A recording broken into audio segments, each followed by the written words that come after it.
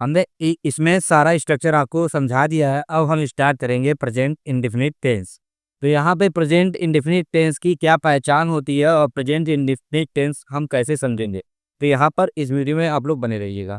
तो present indefinite tense का मतलब होता है कि हमारी आदतें आदतें जो होती है प्रेजेंट इंडेफिनिट टेंस में आते हैं।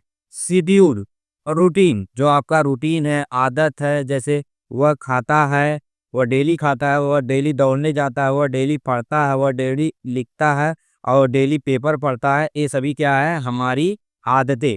तो आदतें किस में आती हैं, इनडिफिनिट टेंस में आती हैं। और इनडिफिनिट टेंस की एक और पहचान मैं आपको बताता हूँ, जिसमें क्या होता है, ता है, ती है, ते हैं, ये सभी क्या होते हैं, इनडिफिनिट टेंस में आते हैं। तो यहाँ पे आप लोग देख रहे होंगे, वह खाना खाता है, वो तुम पढ़ते हो, वह व्हाइट बोर्ड पर लिखता है, वह बाजार जाता है।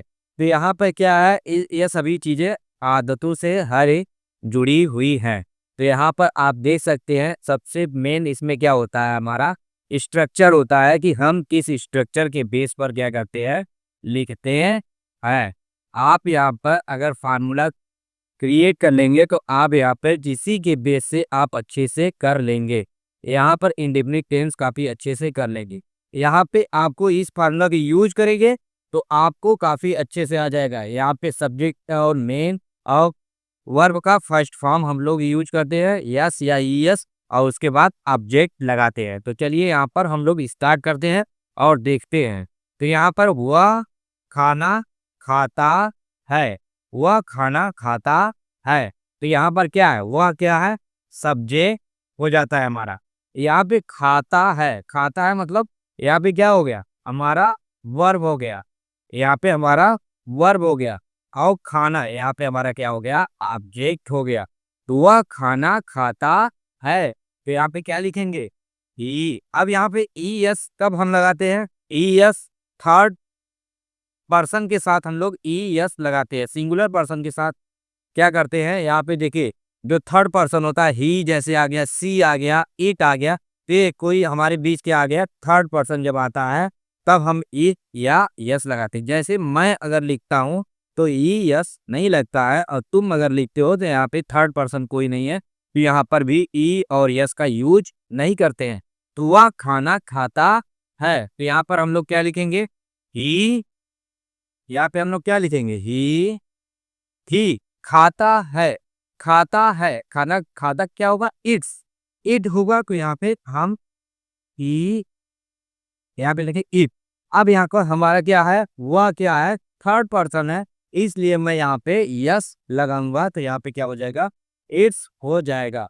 वह ही इट्स फूड, ही इट्स फूड, यहाँ पे क्या हो जाएगा, फ्रूट हो जाएगा। यहाँ पे क्या लिखेंगे, फूड, ही इट्स फूड। अब आपने देख लिया है, सिर्फ हमें क्या करना है, फार्मूला को यूज करना है। इस स्ट्रक्चर को अगर आप यूज करते हैं अच्छे से, तो आपको इंग्लिश काफी आसानी से आ जाएगा। तो चलिए यहाँ पर हम यहाँ पर देखते हैं, तुम पढ़ते हो, तुम पढ़ते हो, तो यहाँ पे इसका क्या होगा, यू। यहाँ पे क्या हो जाएगा, यू, यू। तुम का क्या होगा, यू, पढ़ते हो, यू रीडिंग। अब यहाँ पे रीड, पढ़ना का क्या होता है, रीड में पढ़ना, यू। अब यहाँ पे बताइए, क्या यहाँ पे यस या ईएस लगेगा या नहीं, यहाँ पे यस या ईएस नहीं लगेगा। क्यों, यू रीड, यू रीड। अब यहाँ पे बताइए, यस या ईएस लगेगा या नहीं लगेगा, क्यों नहीं लगेगा, यहाँ पे क्या है, तुम, यहाँ पे क्या है, तुम, इसके साथ ई या यस नहीं लगते हैं। सिंगुलर पर्सन के साथ हमेशा क्या लगते हैं, ई या यस लगते हैं। थर्ड पर्सन आप जिसे कह सकते हैं, हमारे वह, हम दो लोग खड़े हैं तो वह जा रहा है, तो ये ऐसे कहते हैं वह। यहाँ पे थर्ड पर्सन आ रहा है, कि इसलिए यहाँ पर ई या यस नहीं लगते हैं। यू री, तुम पढ़ते हो, वह व्हाइट बोर्ड पर लिखता है, वह व्हाइट बोर्ड पर लिखता है। यहाँ पर वह का क्या हो जाएगा, ही व्हाइट बोर्ड, ही राइट, लिखना का क्या हो जाएगा, राइट, ही राइट। अब बताइए, यहाँ पर यस या यस लगेगा कि नहीं, ही राइट्स, ही राइट्स। ही राइट्स, कहाँ पे लिख रहा है? On, on white board, on white board. He writes on white board. He writes on white board. वह white board पर लिखता है। और यहाँ पे मैं बाजार जाता हूँ, मैं बाजार जाता हूँ, तो यहाँ पर क्या होगा? आई, आई, आई गो, आई। अब यहाँ पे I go to market, I go to market. यहाँ पे इसका क्या हो जाएगा? I go to market. यहाँ पे इसका ये हो जाएगा। यहाँ पर देखिए हमने अफर्मेटिव का यहाँ पर मैंने बता दिया। अब चलते हैं अब निगेटिव की तरफ और उसका स्ट्रक्चर देखते हैं और काफी अच्छे से समझते हैं।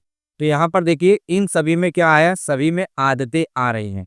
मैं लिखता हूँ, मैं पढ़ता हूँ, मैं खाता हूँ। आपका डेली का रूटीन हो सकता है कि आप अगर डेली पढ़ते हैं तो आप कह सकते हो मैं डेली पढ़ता हूँ, डेली लिखता हूँ। इस तरह से आप लोग सेंटेंस को बना सकते हो।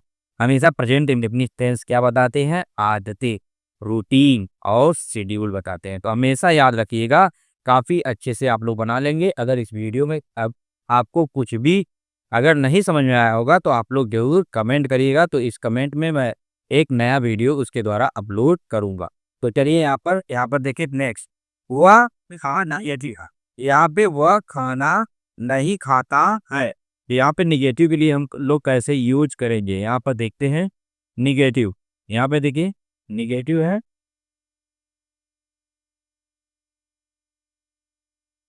यहाँ पे देखिए वह खाना नहीं खाता है, वह खाना नहीं खाता है। तो यहाँ पे आप इसका क्या लिखेंगे? वह। अब देखिए ही वह खाना नहीं खाता है, ही। अब देखिए नहीं का पहले ही। अब यहाँ पे डू लगाएंगे या डज लगाएंगे? यहाँ पे डू लगाऊंगा या डज लगाऊंगा, ये बताइए। यहाँ पे क्या लगाऊंगा? डू या डज? यहाँ पे पहले हम यहाँ पे डज क्या लगाएंगे? Does not, he does not eating, he does not eating नहीं रहेगा, he does not eat, he does not eat, he does not eat, he does not eat. सबको वह खाना नहीं खाता है, वह खाना नहीं खाता है, वह खाना नहीं खाता है, वह खाना नहीं खाता है। तो यहाँ पे क्या हो जाएगा? तुम पढ़ते नहीं हो, तुम पढ़ते नहीं हो। तो यहाँ पे क्या होगा? यू। क्या हो जाएगा? यू। तुम पढ़ते नहीं हो। तो यहाँ पे क्या होगा? यू। डू नॉट, यहाँ पे क्या लगेगा? Do not, you do not, you do not read, you do not read, you do not read, you do not read. अब यहाँ पे क्या होगा? वह व्हाइट बोर्ड पर लिखता नहीं है। यहाँ पर हम लोग क्या बोलेंगे? ही, ही, ही, he does not, he does not, he does not, he does not write, he does not write, he does not write, he does not write on। यहाँ पे क्या लिख देंगे? White board. he does not write on white board। यहाँ पे इस तरह से आप लोग निगेटिव का समझ जाएंगे। यहाँ पर आप मैं बाजार नहीं जाता हूँ, इसका कमेंट में आप लोग राइट करके लिखिएगा। मैं बाजार नहीं जाता हूँ, इसका क्या होगा? तो यहाँ पर आप लोगों ने प्रेजेंट इंडेफिनिट टेंस के बारे में समझा। अब इसके बाद हम लोग प्रेजेंट कंटिन्यूअस के बारे में समझेंगे। तो चलिए